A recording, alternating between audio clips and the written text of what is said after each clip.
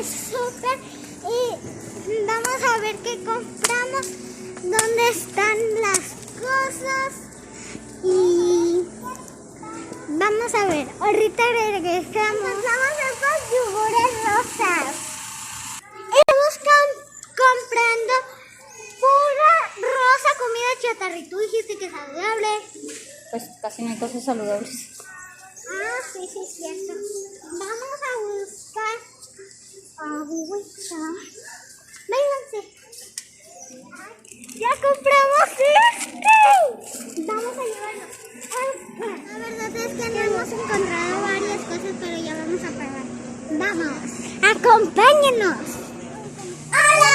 Hoy estoy comiendo huevitos rosa con waffles rosas y un licuado de plátano con leche rosa. Con leche rosa.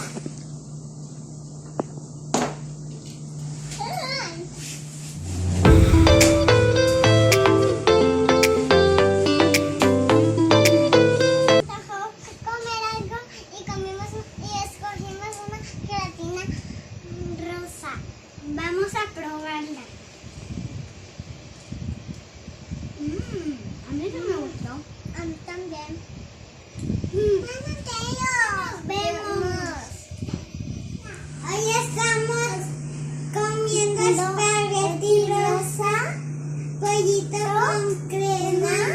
con crema rosa y este juguito. Vamos a probar. Vamos a probar.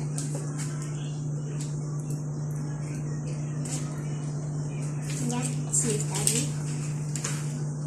A mí sí me gusta.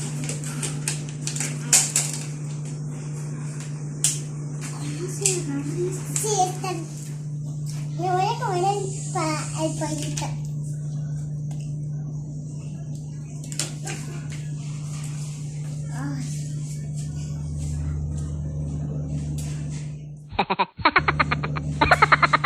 Hola, hoy vamos a comernos unas galletitas, pero como no encontramos rosa, solo tenemos el relleno rosa y por eso solo nos vamos a tener que comer el relleno.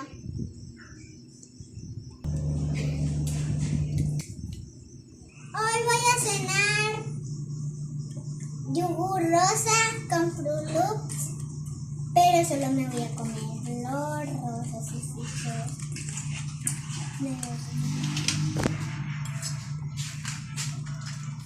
Hola amigos, ya hemos concluido con el video.